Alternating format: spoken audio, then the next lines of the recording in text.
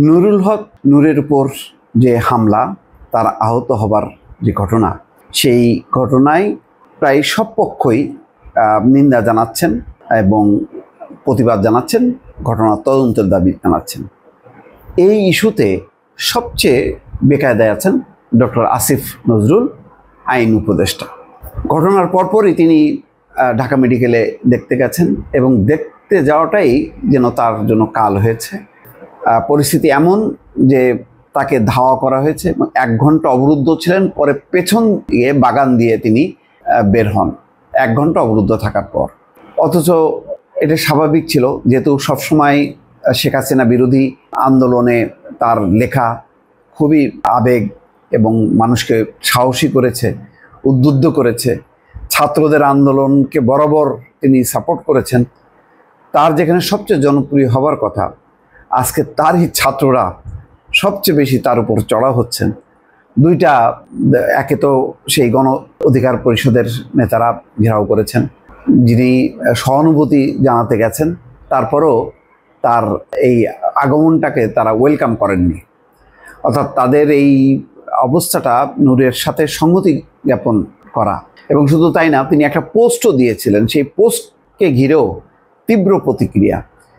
দেখেন, তিনি ভিপি নুরুল হক নূরের উপর বর্বরচিত হামলার তীব্র নিন্দা এবং প্রতিবাদ জানাচ্ছে, প্রথম কিন্তু তিনিই দিয়েছেন। কিন্তু তার উত্তরে হাসনাত আবদুল্লাহ প্রথমে এবং তারপর নীলা, দুজনই সাংঘাতিক রকম প্রতিক্রিয়া দিয়েছেন। বলছেন, হাসনাত আবদুল্লাহ বলছেন যে প্রতিবাদের কাজ আপনার, ভণ্ডামি বাদ দেন স্যার, যেই জন্য বসানো হয়েছে সেটা না করে কি করছেন এসবের হিসাব দিতে হবে। কে কোথায় কিভাবে কোন কাজে বাধা দিছে এসব খবর আমাদের কাছে আছে। এসব প্রতিবাদের ভং না ধরে কাজটা করেন। কি কাজ, কেন কাজ বা এটার বিস্তারিত কিছুই বুঝলাম না। কি কারণে ক্ষোভটা সেটাও পরিষ্কার হইলাম না। এরপরে নীলা ইসরাফিল, হাসনাত আবদুল্লাহর পরে নীলা ইসরাফিল, সাবেক এনসিপি নেতা, তিনিও মধ্যরাতে একটা পোস্ট দিয়েছেন। বলছেন, স্যার এত নাটক আর কত, দিনে 3 বেলা নিন্দা, 5 বেলা প্রতিবাদ, মনে হয় ফেসবুকেই আপনি সংসদ বসিয়ে ফেলেছেন।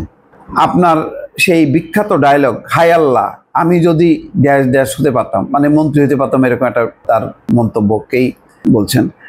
এখন মানুষ আপডেট করে বলছে, হায় আল্লাহ উনি যদি সেনাবাহিনীকে তাদের আসল ঘরে পাঠাতে পারতেন। কি ইঙ্গিত করছেন, নিশ্চয়ই ইঙ্গিতপূর্ণ একটা, তিনি ভালো জানেন। নীলা ইসরাফিল বলছেন, ভেবে দেখুন, সেনারা লাইনে দাঁড়িয়ে আছে, হাতে ভর্তি ফর্ম, গন্তব্য ব্রাক, পাশে বিআরএসি, পাশে আপনি দাঁড়িয়ে ফেসবুক লাইভ করছেন। আমি তীব্র প্রতিবাদ জানাচ্ছি যে ভর্তির আসন কম, তাই সেনাদের জন্য ডাবল সিট চাই। সবশেষে এনসিপির এই সাবেক নেত্রী লিখছেন, নীলা ইসরাফিল, কিছুদিন আগে তুষার এনসিপির এক নেতাকে ঘিরে বেশ স্ক্যান্ডেল এবং আলোচিত হয়েছে। তারপরে তাকে দল থেকে বহিষ্কার করা হয় বা তার পদ স্থগিত করা হয়, যদিও তুষার আবার ফিরে আসছেন, কিন্তু নীলা এখনও ফিরতে পারেননি। তো সেই এনসিপি নেত্রী লিখছেন, স্যার আপনার আইন শেখানোর সময় ছিল 1 যুগ আগে, এখন আপনার আসল কাজ হলো সেনাবাহিনীকে ঘরে পাঠানো আর জনগণকে হাসানো। তাই দেরি না করে নাটক বন্ধ করে দায়িত্ব পালন করেন, দ্রুত সেনাদের তাদের নিজ ঘরে ফেরানোর ব্যবস্থা করেন। স্যার আপনার পদবি আইন উপদেষ্টা না, আসলে ফেসবুক প্রতিবাদ উপদেষ্টা। মানে স্যাটায়ার করে লেখা হয়েছে। তো আসলে সেনাবাহিনী এখন এই যে ফিরে যাওয়ার কথা বলা হচ্ছে, যদি সেনাবাহিনী ফিরে যায় পরিস্থিতিটা আরও কি বিপদ হবে না? অনেক জায়গায় তো সেনাবাহিনী মব ঠেকাতে পারছে না, আইনশৃঙ্খলা পরিস্থিতি নিয়ন্ত্রণ করতে, যে তারাই তো ডাকছে। সেনাবাহিনীকে ডাকলেই কিন্তু সেনাবাহিনী নিয়ে যাচ্ছে পুলিশকে সাহায্য করার জন্য। এখন সাহায্য করতে যেও আর এক বিপদ হচ্ছে। এটা একটা নতুন সংকট এবং সব মিলায় ঘুরে ফিরে আসিফ নজরুলের উপর দেশে বিদেশে এত তীব্র তার উপরে ক্ষোভ, এবং এর আসল কারণটা কি আমি নিজেও আসলে খেয়ে হারায় ফেলি। তাকে কেন এত বেশি টার্গেট করা হচ্ছে, এটা আমি বুঝতে পারছি না। দর্শক ভালো থাকবেন, আল্লাহ হাফেজ।